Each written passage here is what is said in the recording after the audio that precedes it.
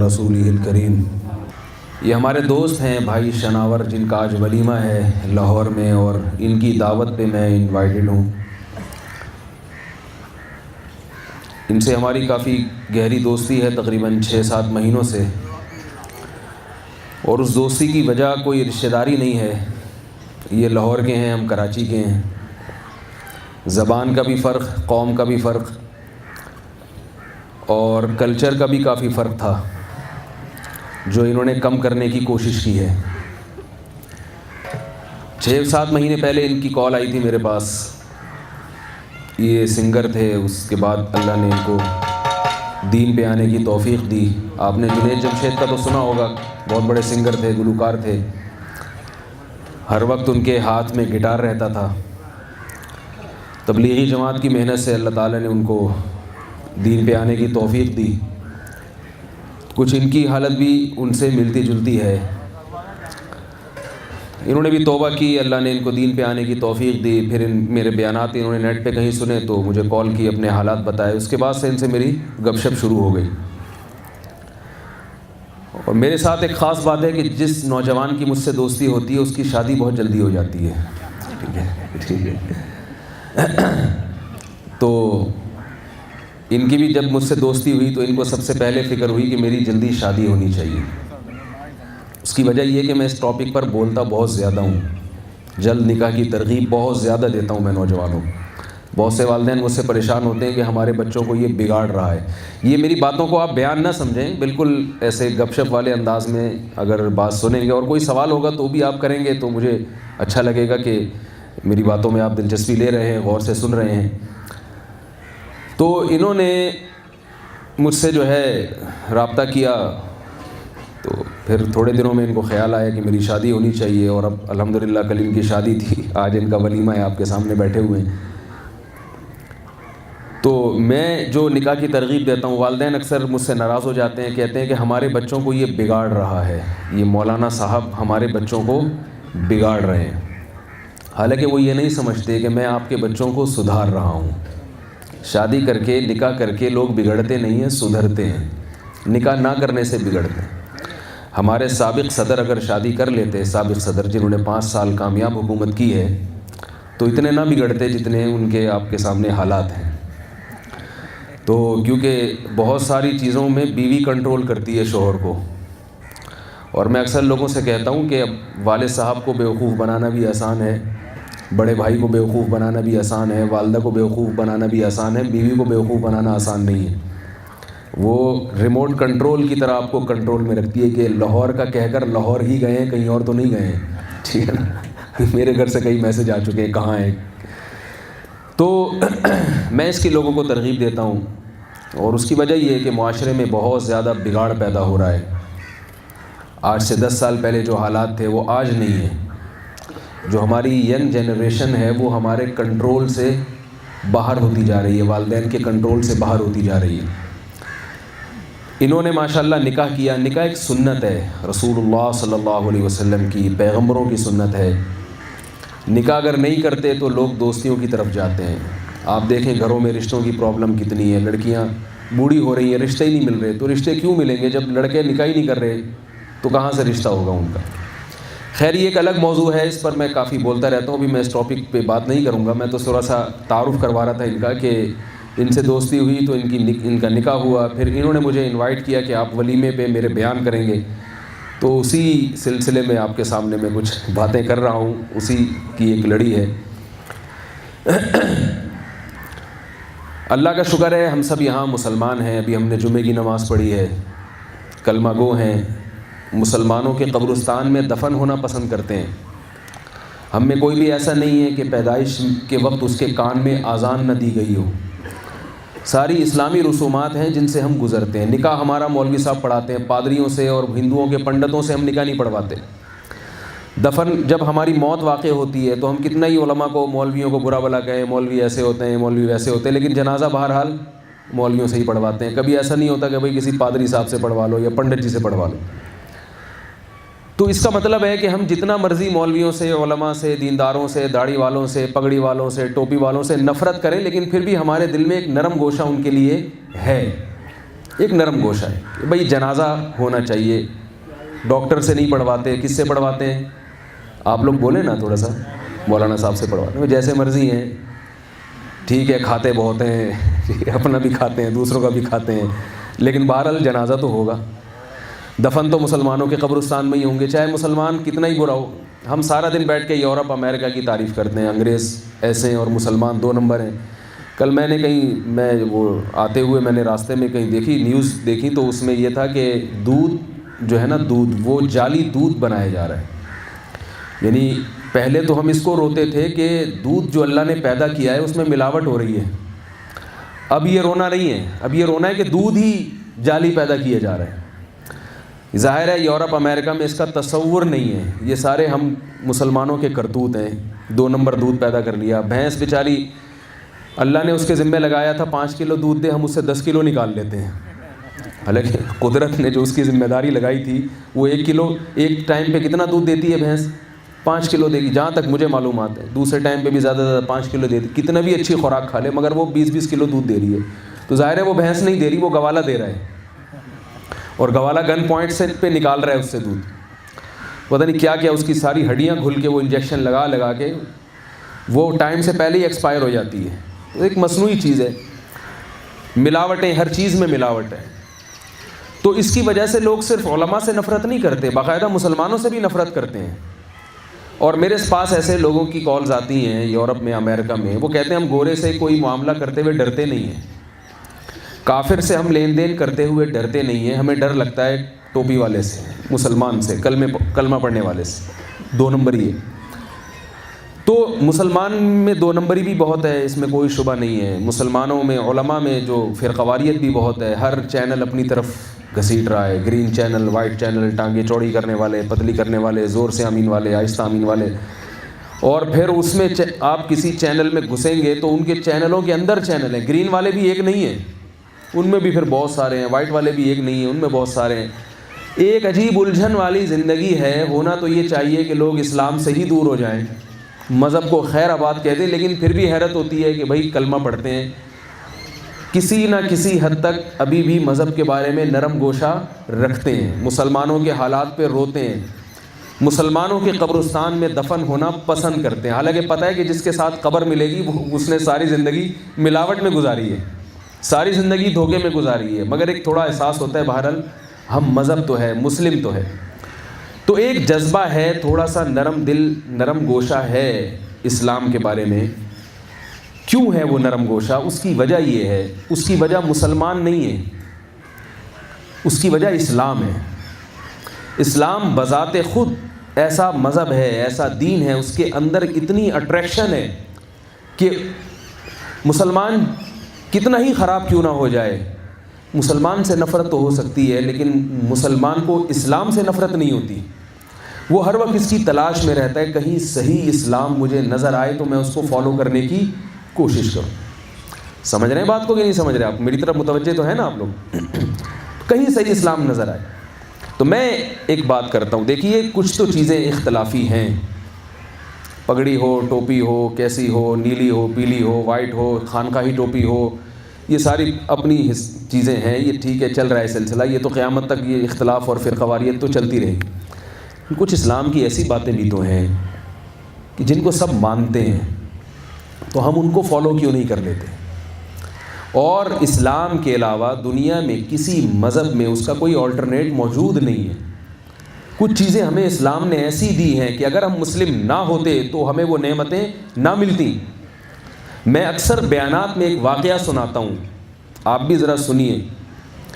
جب ہم صحیح چشمہ لگا کے دیکھیں گے نا اسلام اور اسلام کے علاوہ جو مذاہب یا جو قومیں ہیں ان کے کلچر کو آپ کمپیئر کریں گے اسلام کے ساتھ اور مسلم کلچر کے ساتھ، اگر آپ صحیح چشمے سے دیکھیں گے اور صحیح زاویے سے دیکھیں گے تو آج بھی آپ کو مسلم کلچر میں بہت سی ایسی خوبیاں نظر آئیں گی جو غیر مسلموں کے پاس نہیں ہیں۔ آپ کو ایسی خوبیاں نظر آئیں گی۔ میرے پاس کینیڈا سے ایک صاحب کا فون آیا، یہ میں آپ کو ایک واقعہ سنا رہا ہوں، یہ ایک آپ کو سانچہ دے کے جا رہا ہوں میں، آپ ہر جگہ اس کو فٹ کر کے دیکھیے گا۔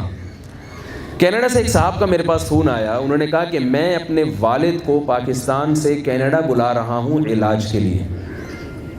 سمجھ رہے ہیں بھائی؟ والد صاحب کو پاکستان سے کہاں بلا رہا ہوں؟ ادھر ذرا توجہ رکھیے. کہاں بلا رہا ہوں؟ کینیڈا بلا رہا ہوں. کس کام کے لیے؟ علاج کے لیے. تو میں نے کہا پاکستان میں ہاسپٹل کم ہے جو آپ ابا کو وہاں بلا رہے ہیں کینیڈا. انہوں نے کہا کہ پاکستان کے جو ہاسپٹل ہیں ان ہسپتالوں میں بوڑھے لوگوں کے ساتھ بہت بدترین سلوک ہوتا ہے. سمجھ رہے ہیں بھائی؟ بوڑھوں کے ساتھ کیا ہوتا ہے؟ بولیے نا بھائی. بدترین سلوک ہوتا ہے. کینیڈا میں 60 سال سے زیادہ جب آپ کی عمر ہو جاتی ہے تو آپ کو بہت عزت ملتی ہے ہاسپٹل میں اور مختلف اداروں میں. یہاں جب میں اپنے والد صاحب کو ایڈمٹ کرواؤں گا تو نرسیں ان کا بڑا احترام کریں گی. ٹائم پہ ان کا کھانا، ان کا ناشتہ، ان کا بستر صاف ہوگا. پاکستان میں کوئی حال نہیں. پھر وہ تعریف کرنے لگے کہ دیکھو کتنا اچھا کلچر ہے کینیڈا کا، کتنا اچھا ماحول ہے، بوڑھوں کے ساتھ اتنا احترام ہوتا ہے. تو یہی چیزیں جن سے بہت متاثر ہوتے ہیں. میں نے ان سے ایک بات کہی. میں نے کہا دیکھیے آپ چونکہ پاکستانی ہیں اس لیے آپ اپنے والد محترم کا اتنا خیال کر رہے ہیں کہ ان کو کینیڈا علاج کے لیے بلا رہے ہیں. کیا آپ نے کسی گورے کو دیکھا کہ وہ اپنے ابا کے علاج کے لیے اتنی فکر کرے اور اتنی محنت کرے؟ ہے بھائی؟ میرا خیال ہے آپ لوگوں نے شاید دیکھا ہے تو بتائیے مجھے. میں نے کہا وہ تو رکھنے کے لیے تیار نہیں ہے. وہ تو اپنے بوڑھے والدین کو اولڈ ہاؤس میں داخل کر دیتے ہیں. اولڈ ہاؤس میں داخل کرتے ہیں. اور میں نے کہا کہ ہمارے ہاں جو نرسیں اپنے بوڑھے والدین، جو نرسیں بوڑھوں کے ساتھ برا سلوک کر رہی ہیں ہاسپٹل میں، کیا یہ نرسیں گھر میں اپنے ابا کے ساتھ بھی ایسا ہی کرتی ہیں؟ یقیناً نہیں کرتی. وہ اپنے ابا کا احترام کرتی ہیں. بلکہ وہ اگر ہاسپٹل میں ابا کو لے کر آئیں گی، اپنے والد کو لے کر آئیں گی تو سب کو بتا دیں گے بھائی یہ میرے والد صاحب ہیں، ان کے ساتھ وہ ویسا سلوک نہیں ہونا چاہیے جیسا دوسروں کے ساتھ کر رہی ہے. یہ فرق ہے ہمارے کلچر میں اور ان کے کلچر میں. ان کے ہاں چونکہ بوڑھے کو گھر میں احترام دینے کے لیے کوئی تیار نہیں ہے، اس لیے پھر گورنمنٹ نے لا بنایا ہے کہ بوڑھے جو ہے نا معاشرے میں اتنا برا سلوک ہوگا ان کے ساتھ. آپ نے سنا ہوگا ضرورت ایجاد کی ماں ہے. جس چیز کی ضرورت ہوتی ہے معاشرے میں تو قانون سازی بھی ہو جاتی ہے. اس معاشرے میں بوڑھوں کے ساتھ بدترین سلوک ہوتا تھا، لہذا حکومت نے قانون بنایا ہے کہ بھئی یہ تو بوڑھوں کے ساتھ، ان کو پتہ ہے کہ کل ہم نے بھی بوڑھا ہونا ہے، ہمارے ساتھ گھروں میں بوڑھوں کے ساتھ وہ برا سلوک الحمدللہ نہیں ہوتا. تو یہ صحیح اینک سے جب آپ دیکھیں گے اپنے کلچر کو اور ان کے کلچر کو تو آپ کو اپنا کلچر انشاءاللہ ان سے اچھا نظر آئے گا، بہت اچھا نظر آئے گا. میں نے کہا وہ جو نرس کینیڈا میں آپ کے بوڑھے والد کے ساتھ بہت اچھا سلوک کر رہی ہے، اس کو اس اچھے سلوک کے پیسے ملتے ہیں، اس لیے وہ اچھا سلوک کر رہی ہے. اس نرس سے بولو کیا گھر میں اپنے والد کے ساتھ بھی ایسا ہی سلوک کرتی ہو کیا؟ میرا خیال ہے نہیں آ رہی سمجھ میں آپ لوگوں کے شاید. ٹھیک ہے، اس نرس سے بولو کیا گھر میں اپنے والد کے ساتھ اچھا سلوک کرتی ہو؟ یہ وہ اخلاق ہیں جن سے ہم متاثر ہوتے ہیں، حالانکہ اس اخلاق کے ان کو پیسے مل رہے ہیں. یہ بالکل ایسے اخلاق ہیں جیسے جہاز میں ایئر ہوسٹس آپ سے کتنا اچھا سلوک کرتی ہے. سب کو پتہ ہے آپ جیسے ہی بٹن دبائیں فوراً آ کے کھڑی ہو جائے گی، پوچھے گی آپ سے کیا چاہیے آپ کہیں گے مجھے بوتل کولڈ ڈرنک چاہیے، کولڈ ڈرنک لے آئے گی. پھر آپ بٹن دبائیں، گھنٹی بجائیں، فوراً آئے گی اب کیا چاہیے آپ کہیں چائے چاہیے، فوراً چائے لے آئے گی. تھوڑی دیر اب گزری نہیں، پھر آپ بٹن دبائیں فوراً آ جائے گی کیا چاہیے آپ کو. مجھے جو ہے نا گٹکے اور پان کے علاوہ میرا خیال ہے سب کچھ ملتا ہے جہاز میں. ٹھیک ہے، سب کچھ ملتا ہے. 10 دفعہ آپ بلائیں گے ایک دفعہ بھی اف نہیں کرے گی وہ. لیکن یہی ایئر ہوسٹس جب گھر میں ہوتی ہے، اگر یہ کسی کی بیوی ہے، شوہر بٹن دبائے تو فوراً آ جائے گی؟ نہیں آئے گی. ابا نے بٹن دبایا فوراً آئے گی؟ نہیں آئے گی، کیونکہ وہاں اس کو پیسے نہیں مل رہے. ریلیشن، رشتے ختم ہو گئے ہیں، بزنس ہے، اخلاق سے بات کرنا بھی کاروبار بن چکا ہے.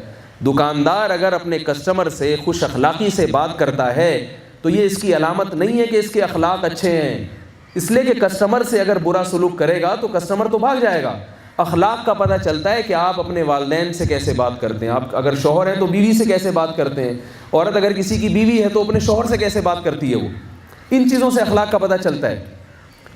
تو بہت ساری چیزیں میرے بھائی اسلام کی ایسی ہیں کہ آج ہم ٹوٹا پھوٹا ان کو فالو کر رہے ہیں تو ہمارے گھروں کا نظام الحمدللہ بچا ہوا ہے. میں اکثر اپنے دوستوں کو ایک واقعہ سناتا ہوں کہ ایک انگریز نے مجھ سے پوچھا کہ تمہارے معاشرے میں غربت ہے، مہنگائی ہے اور تم لوگ ایسے ہو اور تم لوگ ویسے ہو. میں نے کہا ٹھیک ہے ہم بہت برے ہیں، آپ لوگ بہت اچھے ہیں، لیکن خودکشی آپ کے ہاں کیوں زیادہ ہے؟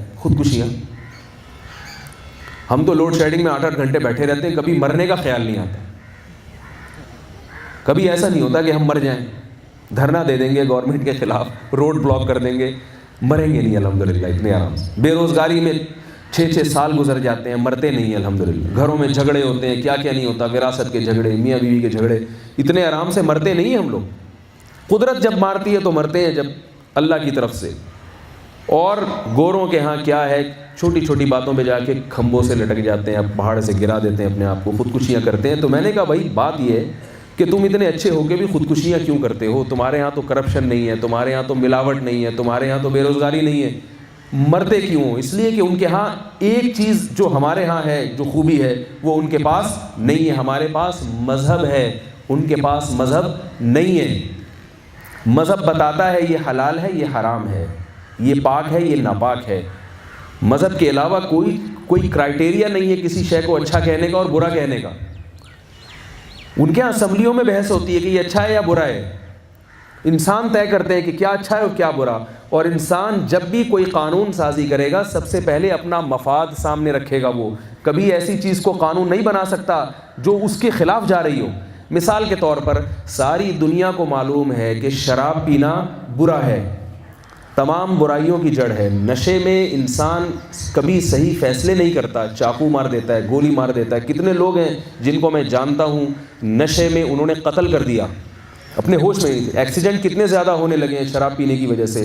لیکن ان ملکوں میں شراب الاؤ کیوں ہے؟ اس لیے کہ اسمبلیوں میں جو قانون بنانے والے لوگ ہیں 99% لوگ شراب پیتے ہیں. جو شراب پی کے بیٹھے گا اسمبلی میں وہ کیسے شراب کو حرام قرار دے گا؟ وہ لوگ زنا کی اجازت دیتے ہیں. کیوں دیتے ہیں؟ اس لیے کہ جو اسمبلیوں میں پہنچنے والے لوگ ہیں 99% لوگ زنا کرتے ہیں. مذہب یہ نہیں دیکھتا کہ آپ کیا کرتے ہیں, مذہب کی نسبت کس کی طرف ہوتی ہے؟ اللہ کی طرف. تو جب اللہ کوئی قانون بناتے ہیں تو اللہ کسی سے مجبور نہیں ہوتے. اللہ نے کہہ دیا شراب حرام ہے. اب کوئی مولوی صاحب اللہ نہ کرے وہ پیتے بھی ہوں گے, خدا میں نے نہیں دیکھا کوئی پیتے, لیکن ایک مثال دے رہا ہوں کہ اگر کوئی شراب پیے گا بھی, لیکن جب آپ اس سے مسئلہ پوچھیں گے کہ اسلام کیا کہتا ہے, شراب حلال ہے یا حرام ہے, تو وہ جواب میں کیا کہیں گے؟ حرام ہے. قرآن میں لکھا ہوا ہے, قرآن کو تو نہیں تبدیل کیا جا سکتا. تو بہت ساری چیزیں ایسی ہیں جو ہمیں مسلمان ہونے کی وجہ سے ملی ہیں. ہمارا فیملی سسٹم مضبوط ہے اسلام کی وجہ سے. ہم حلال چیزیں کھاتے ہیں کس وجہ سے؟ ہم کیا ہیں؟ بولیے بھائی, مسلم.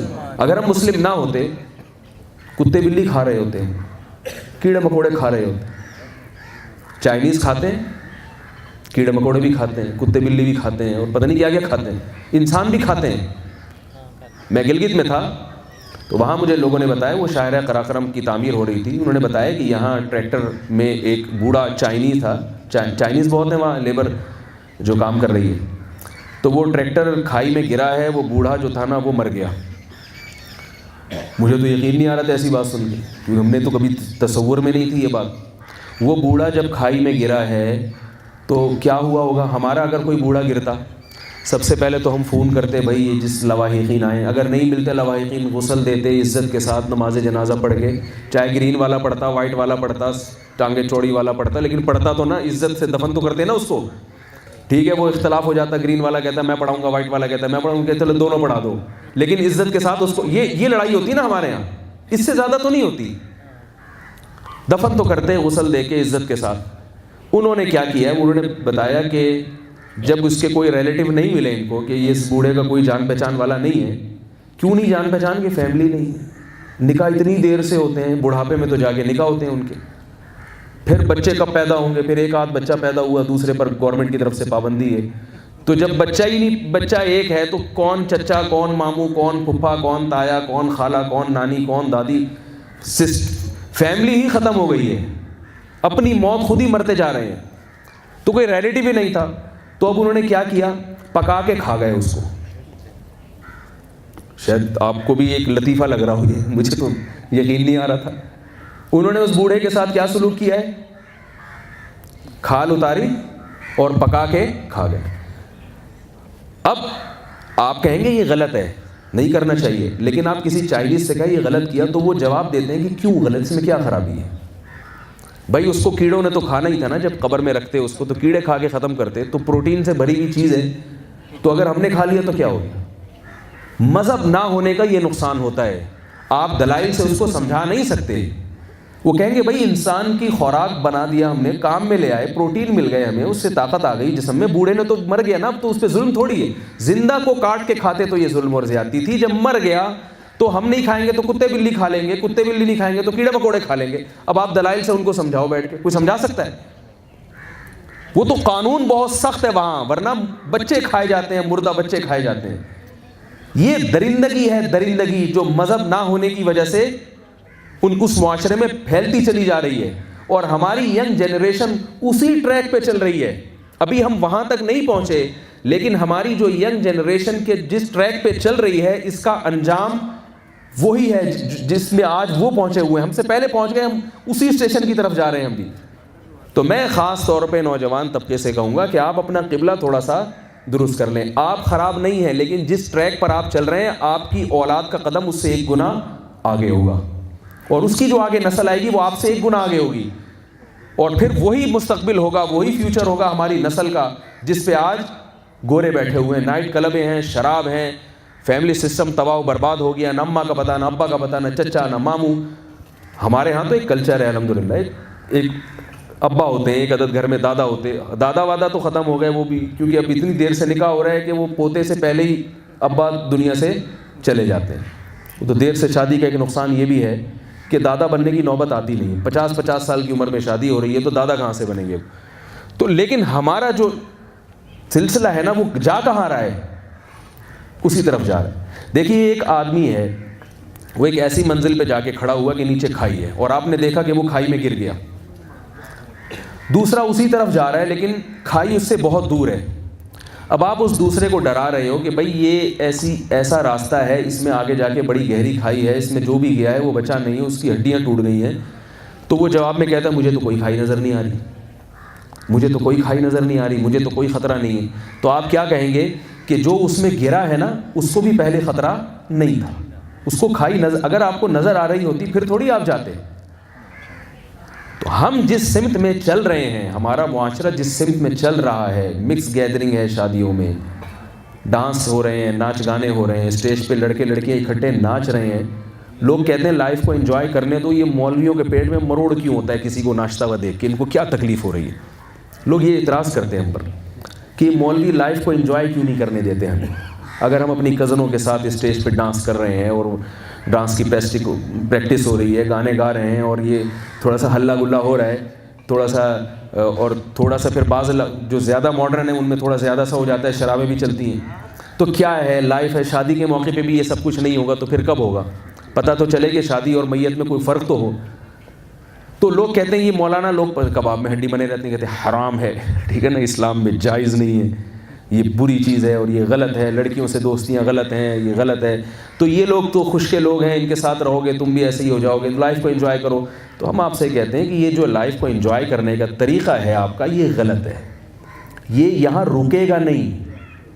اگر آپ نے اس میں بریکیں نہیں لگائی نا، اسلام نے جس طرح آپ کو نکاح کرنے کا حکم دیا ہے، یہ اپنی تقریبات کو سیلیبریٹ کرنے کا جس طرح سے حکم دیا، اگر آپ اس پر قناعت نہیں کریں گے تو یہ چیزیں، ان میں بریکیں نہیں ہیں، آپ کی اگلی والی نسل ایک اسٹیپ بولیے بھائی آگے جائے گی، یہاں تک رکے گی نہیں۔ اگر آپ ڈانس کر رہے ہیں، آپ گانے بجانے کی محفلیں ہو رہی ہیں اور یہ سب کچھ ہو رہا ہے، تو اگلی نسل اس سے آگے ہوگی، اور اس سے اگلی نسل اس سے بھی آگے ہوگی، اور پھر وہی ہوگا جو وہاں ہو رہا ہے۔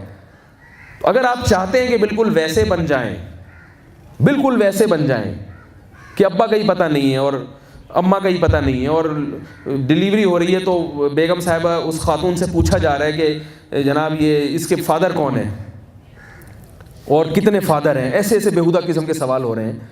تو اگر آپ چاہتے ہیں کہ یہی کلچر ہو ہمارا تو پھر تو ٹھیک ہے، جتنا انجوائے لائف کو کر رہے ہیں اس کو تھوڑا سا زیادہ کرنا شروع کر دیں، کیونکہ وہاں پہنچتے پہنچتے ٹائم لگے گا، تو جلدی پہنچ جائیں ہم منزل پر تو اچھا ہے۔ اور اگر آپ سمجھتے ہیں کہ بھائی یہ غلط ہے، ہم وہ کلچر نہیں چاہتے جو ان کا کلچر ہے، تو پھر ہمیں کیا کرنا پڑے گا؟ اور اگر ہم چاہتے ہیں کہ وہ برا کلچر ہے تو ہمیں بریکیں لگانی پڑیں۔ کیا خیال ہے بھائی، غلط تو نہیں کہہ رہا ہوں؟ تو ہمیں اپنی نئی نسل کو تھوڑا سا کنٹرول کرنا پڑے گا، خاص طور پہ شادی بیاہ کے موقع پہ بالکل آزاد ہو جاتے ہیں، بالکل آزاد ہو جاتے ہیں۔ یہ ناچ گانے کی محفلیں وقتی طور پر بہت اچھی لگتی ہیں جب تک آپ کے جسم میں خون گرم ہے. جب آپ کی ایج زیادہ ہوگی اور آپ کے بچے یہ کام کریں گے تو آپ کو یہ چیزیں پھر اچھی نہیں لگیں گی, کیونکہ بچے پھر آپ کا احترام نہیں کریں گے. بچے اپنے بڑوں کا جب احترام کرتے ہیں جب ان میں قوت برداشت ہوتی ہے. موسیقی کی سب سے بڑی خاصیت یہ ہے کہ یہ آپ میں برداشت کی قوت ختم کر دیتی ہے. آپ میں برداشت کی قوت ختم کر دیتی ہے, کیونکہ آپ کو انجوائے کرنے کا مزہ آنا شروع ہو جاتا ہے.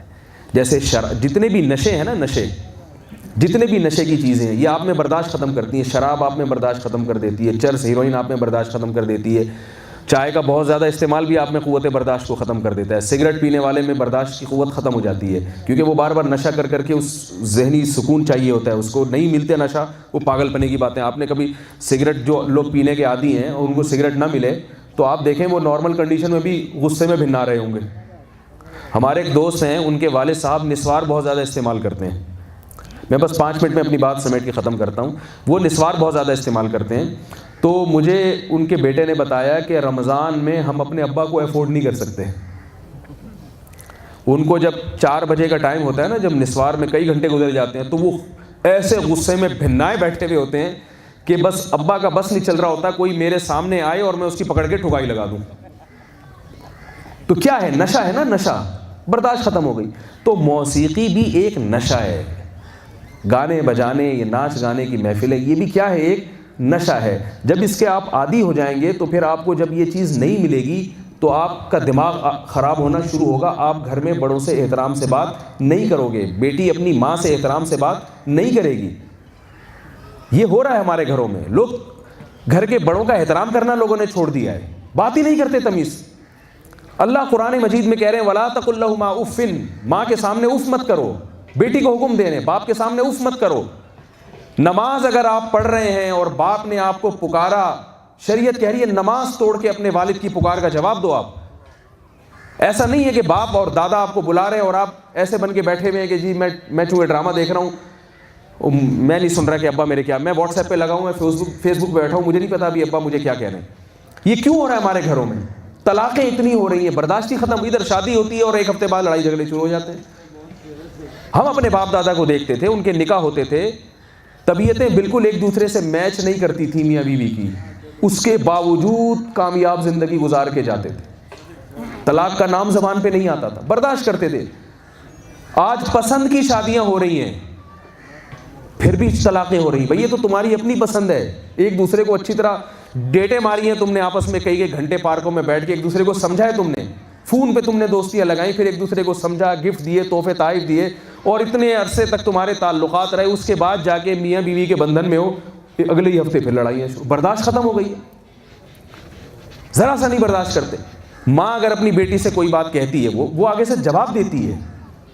تو میں تو حیران ہوتا ہوں کہ کیسے گھر میں زندگی گزر رہی ہے, کیسے آپ یعنی کیسے آپ معاشرے میں. تو خودکشیاں ہی ہوں گی پھر تو, جب سارے ڈپریشن کے مریض بن جائیں گے. تو اس کی وجہ کیا ہے؟ مذہب کو فالو نہ کرنا, اللہ اس کے رسول کی تعلیمات کو فالو نہ کرنا. گھروں میں ایک طریقے کی زندگی ہونی چاہیے. رات کو جلدی سونا ہے, صبح فجر کی نماز کے سارے گھر والے اگر صبح فجر کے لیے اٹھے ہوئے ہوں, کتنا اچھا لگتا ہے گھر کا ماحول. لڑیں گے وہ آپس میں؟ ابھی نماز پڑھ کے بیٹھے تھوڑی لڑیں گے وہ. آپ نماز پڑھیے. نماز آپ کو آپ کے نفس کے خلاف مجاہدہ کرواتی ہے. صبح اٹھنا, وضو کرنا, پھر مصلی پہ آ کے کھڑا ہونا. تو جب آپ کی اولاد یہ کام کرے گی, جب تو اس میں ایک برداشت پیدا ہوگی. ابا نے کسی دن الٹی سیدھی بات کر لی تو وہ برداشت کر لے گی. اور اگر وہ اپنی مرضی سے اٹھے گا صبح 1 بجے, صبح 1 بجے اس لیے کہہ رہا ہوں کہ لوگ 1 بجے کو صبح کہتے ہیں. ہمارے ایک دوست ہیں, ان کو میں نے فون کیا دوپہر 2 بجے. کراچی میں تو اور دیر سے کیونکہ وہ زیادہ اپنے آپ کو ترقی یافتہ سمجھتے ہیں, تو وہ کہتے ہیں کہ بے وقوفی ہے 9-10 بجے سو جانا. یعنی آج کل ترقی کا ایک معیار یہ ہے کہ آپ رات کو 4 بجے سوتے ہوں اور دن میں 2 بجے اٹھتے ہوں, تو یہ زیادہ ایجوکیٹڈ اور پڑھا لکھا آدمی سمجھا جاتا ہے. اور اگر وہ پینڈوؤں کی طرح جلدی سو رہا ہے عشاء کے بعد اور رات 4 بجے, پینڈو ہے, جاہل آدمی ہے, تو پتہ ہی کیا ہے, الٹا ہو گیا حساب کتاب جو ہے. تو میں نے ان کو فون کیا, میں نے کہا آپ کے ساتھ میں نے بازار جانا تھا, تو 2 بجے میں نے ان کو فون کیا. تو کہہ رہے میں ابھی پہلے ناشتہ کر لوں, اس کے بعد پھر چلتے ہیں. دوپہر 2 بجے کیا ہو رہا ہے؟ ناشتہ ہو رہا ہے. ڈپریشن کا مریض بن جاتا ہے. اللہ نے رات بنائی ہے سونے کے لیے, دن بنایا ہے کاموں کے لیے. لیکن جب آپ رات کو واٹس ایپ پہ, فیس بک پہ گھنٹوں بیٹھے رہیں گے, انٹرنیٹ پہ بیٹھے رہیں گے, فلمیں دیکھ رہے ہیں اور لڑکیوں سے باتیں کر رہے ہیں, تو پھر آپ رات کو نہیں سوئیں گے. اور جس ٹائم کا جو وقت ہوتا ہے نا, اگر وہ وقت پہ نہ کیا جائے وہ کام, تو آپ کا اندر کا سارا سیٹ اپ کیا ہو جاتا ہے, خراب ہو جاتا ہے. قدرت نے, دیکھو میں ایک مثال دیتا ہوں کہ پرندے مغرب کی نماز ہوتے ہی اپنے گھونسلوں میں چلے جاتے ہیں, حالانکہ ان کو تو کسی نے نہیں بتایا نا کہ اچھے بچے جلدی سوتے ہیں, صبح جلدی اٹھتے ہیں. کسی پرندے کو کسی نے سکھایا کہ اچھے بچے جلدی سوتے ہیں؟ لیکن جانور اپنی فطرت پہ ہوتا ہے, اس میں اللہ نے جو سافٹ ویئر انسٹال کر دیا نا سونے اور جاگنے کے, وہ اسی کے حساب سے چل رہا ہے. انسان چونکہ عقل مند ہے, وہ اللہ کے بنائے ہوئے ان سافٹ ویئر کو اس کے خلاف چلتے چلتے کیا کر دیتا ہے. جیسے کمپیوٹر کا ایک طریقہ یہ کہ شٹ ڈاؤن کر کے پراپر طریقے سے اس کو بند کیا جائے. اگر آپ بار بار سوئچ اس کا نکالتے رہیں گے تو وہ خراب ہو جائے گا. تو ہم کیا کرتے ہیں, جو ہماری ترتیب ہے سونے اور جاگنے کی, ہم اس کو ڈسٹرب کرتے رہتے ہیں, اور ہمارا اندر کا سارا سیٹ اپ ہی یہ بھی جدید تحقیق کی آئی ہے کہ شوگر کی جو بیماری ہے وہ سب سے زیادہ اس کی جو وجہ ہے وہ رات کو دیر سے سونا اور صبح دیر سے اٹھنا. تو تھوڑا سا گھروں پہ کنٹرول کریں. ماشاءاللہ جیسے ہمارے یہ شناور بھائی نے توبہ کی ہے, میں سمجھتا ہوں انشاءاللہ ان کی زندگی پہلے سے اچھی گزرے گی, ان کو سکون ملے گا.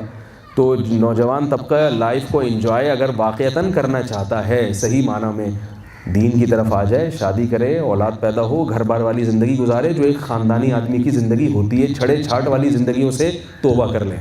سمجھ رہے ہیں, پارکوں پہ لکھا ہوتا ہے نا فیملی کے ساتھ الاؤ ہے. کیوں لکھا, وہ تو پہلے تو فیملی کا مطلب واقعی فیملی ہوا کرتا تھا کہ بیوی بچوں کے ساتھ آئیں. وہ وجہ کیا, ان کو پتہ ہے یہ جو چھڑے چھاٹ آئیں گے تو یہ کیا کریں گے, یہاں چھچوری حرکتیں کریں گے. چھڑے چھاٹ ان کو پتہ ہے فیملی والے جب آئیں گے تو وہ چھچوری حرکتیں نہیں کریں گے. اس کو خیال ہوگا بھائی میری بھی بیٹیاں ہیں, میرے بھی بیٹے ہیں, میری بھی بیوی ہے. تو جب انسان ایک نکاح کے بندھن میں آتا ہے, اچھی زندگی اس کی شروع ہوتی ہے, تو بہت ساری برائیوں سے بچ جاتا ہے. تو جتنے یہاں نوجوان طبقہ بیٹھا ہے میں ان سے کہوں گا کہ ان سے عبرت حاصل کریں. انہوں نے جیسے ماشاءاللہ جوانی میں توبہ کی ہے, تو آپ لوگ بھی توبہ کریں. اور یہ مقصد نہیں ہے کہ فوراً ایک لوگ ڈرتے ہیں یار یہ مولویوں کا بالکل ایسا گیٹ اپ بنانا پڑے گا, ہمیں بھی یہ مشکل ہو جائے گی. تو وہ گیٹ اپ ہر ایک کا اپنا ہی ہوتا ہے, ٹھیک ہے نا, اس میں کوئی سختی نہیں ہے. جو گناہ ہیں شریعت نے جن سے بچنے کا ہمیں حکم دیا ہے. اب آپ مجھے بتاؤ, لڑکیوں سے دوستیاں لگانا یہ تو سب جانتے ہیں نا, گرین والے بھی کہتے ہیں کہ غلط ہے, وائٹ چینل والے بھی کہتے ہیں غلط ہے, زور سے آمین والے اور آہستہ آمین سب کہتے ہیں نا غلط ہے. کیا خیال ہے, اس میں تو کوئی فرقہ واریت اور مسلک کی بات نہیں ہے نا. تو بھائی یہ کام کر لیں, اگر نکاح کریں اور لڑکیوں سے دوستیاں ختم کر دیں. اس کو برا ہی نہیں سمجھا جا رہا ہمارے معاشرے میں. گپے مارتے رہتے ہیں, اتنی فرینڈ ہیں, لڑکیوں کی لڑکوں سے دوستیاں, لڑکوں کی لڑکیوں سے دوستیاں. ایک پورا کلچر تباہ و برباد ہوتا جا رہا ہے, پورا کلچر برباد ہو رہا ہے, حیا اور شرم ختم ہوتی جا رہی. تو کیا خیال ہے, یہ ہمت کریں گے. اور نماز ہے, 5 ٹائم کی نماز ہے, اس میں تو میرا خیال ہے کسی کا اختلاف نہیں ہے. کیا خیال ہے بھائی, کوئی ایسا فرقہ ہو جو کہتا ہے بھائی نماز ہی نہیں ہے, اور اگر کوئی ایسا فرقہ ہے تو 100% غلط ہے, اس میں تو دو رائے نہیں ہو سکتی. تو نماز میں تو میرا خیال ہے کوئی بھی نہیں ہے. اگر ہم فجر کی نماز کا معمول بنا لیں گے تو خود بخود رات کو جلدی سونے کی توفیق ملے گی, کیونکہ فجر میں اٹھنا ممکن نہیں ہے اگر رات کو آپ دیر سے سوئیں. اور گھر کا ماحول بہت اچھا ہوگا. یہاں بیان چونکہ خواتین بھی سن رہی ہیں, خاص طور پہ 2-3 باتیں میں ان خواتین سے کہوں گا کہ دیکھیے آپ اپنے گھروں کو جنت بنا سکتی ہیں چند باتوں پر عمل کر کے. ایک تو یہ کہ اپنی بچیوں کو تھوڑا سا کنٹرول کریں, ان کے ڈریسنگ پر زور دیں کہ ڈریس عورت کے لیے زینت والا اچھا خوبصورت لباس, یہ عورت کی فطرت ہے, لیکن لباس ہونا چاہیے, پورا لباس ہونا چاہیے. لباس مختصر ہوتے چلے جا رہے ہیں. جب بچی کے دل سے حیا ختم ہوگی تو پھر ہر معاملے میں حیا ختم ہوگی. حیا اگر ہے تو ایک روایت ہے جس کا مفہوم ہے اذا فاتک الحیاء فافعل ما شئت, جب تم سے حیا ختم ہو جائے تو جو چاہے کرو. جب بچی کی طبیعت میں حیا ختم ہو گئی تو وہ پھر کبھی اپنی ماں کو ماں نہیں سمجھے گی, وہ تمیز سے بات نہیں کرے گی. پھر آپ یہ دماغ سے نکال دیں کہ گھر میں وہ اللہ کا حق ادا نہیں کر رہی ہے, تو ماں باپ تو اللہ کے بعد ہیں. آپ نے اس کو اللہ کی پہچان نہیں کرائی تو ماں باپ کی پہچان کیسے ہوگی. ماں باپ کی اطاعت بھی تو جب ہی کرے گی نا وہ, کہ جب وہ اللہ کو مانتی ہو اور اللہ کے حکم کو مانتی ہو. اگر وہ اللہ کو نہیں مانتی تو وہ ماں باپ کی کیسے وہ احترام کرے گی. ایک تو یہ کام کریں. دوسرا کام, خواتین سے خصوصی گزارش ہے, گھروں میں سونے اور جاگنے کی ترتیب کو کنٹرول میں لائیں. اپنی بچیوں کو رات کو جلدی سلایا کریں اور صبح کو, یہ کام تو ہو سکتا ہے آسانی کے ساتھ. رات کو دیر سے سونے میں جو آج کل جو ایکٹیویٹیز ہو رہی ہیں, فیس بک پہ گھنٹوں بیٹھے رہتے ہیں, نہ دین کا فائدہ نہ دنیا کا کوئی فائدہ. اور تیسری چیز, اپنے گھروں میں چیخنے چلانے کے ماحول کو ختم کریں. دیکھیے جب عورت اپنے شوہر کے سامنے چیخے گی تو بچی بھی جب شادی ہو کے جائے گی تو سسرال میں تمیز سے بات کرے گی وہ؟ بولے نا بھائی. میرے بھی کچھ تجزیے ہیں.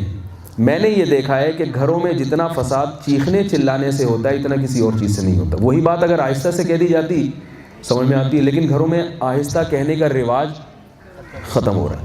قرآن مجید میں اللہ نے جیسے نماز کا حکم دیا، جیسے روزے کا حکم دیا، ویسے ہی اللہ نے آہستہ آواز میں بات کرنے کا حکم دیا ہے.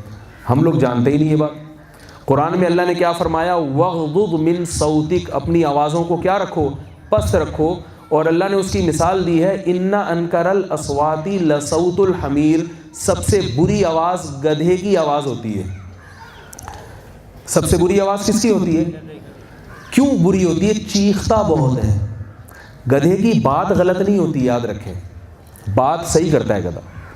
جب اس کو بھوک لگتی ہے تو ڈھینچو ڈھینچو کیوں کرتا ہے کہ مجھے کیا چاہیے؟ کھانا چاہیے. تو کھانا مانگنا غلط بات ہے کیا؟ بھائی جب تم کام اس سے گدھوں جیسا لے رہے ہو، اس کے اتنا لوڈ ڈال رہے ہو اور اس کو تم جناب سارا دن چلاتے ہو، تو کھانا مانگنا اس کا حق تو بنتا ہے کہ نہیں بنتا؟ بات 100% درست کرتا ہے، مگر آرام سے بھی کر سکتا تھا. ایک دم نان اسٹاپ جو ہے نا، پورا اپنے پھیپڑوں میں سانس بھرے گا پوری قوت کے ساتھ، پھر وہ ڈھینچو ڈھینچو کرنا شروع کرے گا. تو کیا ہوتا ہے کہ سب کو برا لگتا ہے. تبھی اس کو لوگوں نے جو بیوقوف ہو اس کو لوگ گدھا کہہ دیتے ہیں. جو بیوقوف ہوتا ہے اس کو لوگ کیا کہتے ہیں؟ گدھا. حالانکہ یہ نہیں پتا کہ گدھے کو یہ جو گدھے کا لقب ملا ہے یہ زور سے بولنے کی وجہ سے ملا ہے، غلط باتوں کی وجہ سے نہیں ملا. اور اگر ہم گھر میں بولے بھی زور سے اور بات بھی غلط کریں تو گدھے سے بدتر ہوئے کہ نہیں ہوئے؟ خواتین سے خاص گزارش کروں گا جو بیٹھی ہوئی ہیں پردے میں، میری باتوں کو توجہ سے سنیں، کیونکہ خواتین توجہ سے سنتی نہیں ہے بات. کسی بھی محفل میں ہو نا تو وہ آپس میں باتیں کرتی رہتی ہیں. شکایتیں ملتی ہیں خواتین کی طرف سے. تو کھانا بھی لگنے والا ہے انشاءاللہ، وہ بھی کھائیں گے، کہیں بھاگا نہیں جا رہا. یہ تھوڑا سا کنٹرول کرنے کی ضرورت ہے کہ جب گھر میں کوئی بات کرے تو کیسے کرنی ہے بات؟ آہستہ. ایک مولوی صاحب تقریر کر رہے تھے، میں ان کے بیان میں بیٹھا تھا، بہت زور سے چیخ رہے تھے وہ بیان میں. تو اتنی زور سے چیخ رہے تھے کہ کان پھٹ رہے تھے. میں بیٹھا ہوں تو میں اپنے کانوں پہ انگلیاں رکھ کے میرے پردے نہ پھٹ جائیں. تو وہ بول رہے تھے کہ، اور بیان میں حضرت علی کا کوئی ملفوظ سنا رہے تھے بہت زور سے کہ حضرت علی نے فرمایا، بہت چیخ کے بول رہے تھے حضرت علی نے فرمایا. تو مجھے خیال ہوا کہ میں بیان کے بعد ان سے پوچھوں حضرت علی نے کیا اتنی زور سے فرمایا تھا؟ ہے بھائی، جیسے حضرت علی نے جس اسٹائل میں فرمایا تھا اگر آپ بھی اسی اسٹائل میں فرما دیں تو بھی تو سمجھ میں آ جائے گا نا کہ کیا کہہ رہے ہیں.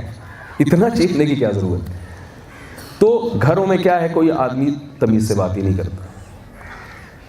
تو گھر میں اگر ہم بچپن سے ہی تھوڑا سا اس کا خیال کریں، جو بچہ زیادہ چیخے چلائے بیٹا آرام سے، اور بڑے اپنے آپ کو کنٹرول میں کریں گے تو خود بخود گھر کا ماحول صحیح ہو جائے گا. بچوں کو ہم نصیحت کر رہے ہوتے ہیں آہستہ، لیکن جب بیوی کو آپ بات کریں گے تو آپ اتنا زور سے چیخیں گے، عورت اپنے شوہر سے بات کرے گی تو اتنا زور سے چیخے گی. اور یہ چیخنا چلانے کا ماحول آپ پتہ ہے کہاں سے رہے؟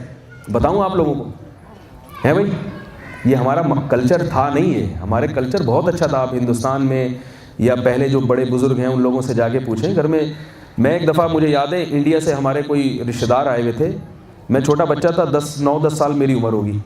تو میں ان کی لیفٹ سائڈ پہ جا کے بیٹھ گیا. تو مجھے گھر کے بڑوں نے کہا کہ بڑوں کے سیدھے ہاتھ کی طرف بیٹھتے ہیں. کیسا کلچر تھا ہمارا ایک زمانے میں کہ بھئی یہ نہیں، اتنے آداب تمیز کہ بھئی یہ بڑے ہیں تو یوں ملنا ہے ان سے. گلاس میں انہوں نے مجھ سے پانی مانگا تو میں نے ایک ہاتھ سے ان کو پانی پیش کر دیا. اس پہ ہمیں ڈانٹ پڑتی تھی کہ جب بڑے کو کوئی بزرگ ہوں، سفید داڑھی ہے، ان کو دونوں ہاتھوں سے پانی جب پیش کیا جاتا ہے تو پیالہ یا گلاس دونوں ہاتھوں سے ادب تمیز کے ساتھ پیش کیا جاتا ہے. اب تو لوگ اس پہ ہنسیں گے، یہ کیسی باتیں ہو رہی ہیں، 2 ہاتھوں سے پانی ہے نا، یوں کر کے پلا دو، پائپ لگا دو ان کے منہ سے، ٹھیک ہے نا. تو یہ کیا ہے، 2 ہاتھوں سے 1 ہاتھ. تو بھائی یہی تو ہے تہذیب. جانور میں اور انسان میں یہی تو فرق ہے تہذیب کا. اور کیا فرق ہے؟ یہی تو فرق ہے بنیادی طور پہ تہذیب. تو یہ جو چیخنے چلانے کا ماحول گھروں میں آ رہا ہے، یہ معلوم ہے کہاں سے آیا ہے؟ یہ ٹیلی ویژن سے آیا ہے، ڈراموں سے اور فلموں سے آیا ہے. ان میں کردار ہوتا ہے، ڈرامہ دکھایا جاتا ہے، وہ چیخ رہی ہے عورت اپنے بیٹی باپ کے سامنے چیخ رہی ہے، اور پھر وہ لڑائی ہو رہی ہے، جھگڑے ہو رہے ہیں. تو یہ آہستہ آہستہ لاشعوری طور پر یہ ہمیں پتہ بھی نہیں چل رہا، اور یہ سب چیزیں ہم ٹیلی ویژن کے ذریعے لے رہے ہیں. تو اگر ٹی وی پہ تھوڑا سا کنٹرول کر لیں، کیا خیال ہے؟ کنٹرول کر لیں تو خود بخود گھر پہ کنٹرول ہو جائے گا۔ تو یہ سارے کام ہم نے کرنے ہیں، ورنہ ہم اپنی اگلی نسل کو کوئی اچھی چیز دے کے نہیں جائیں گے۔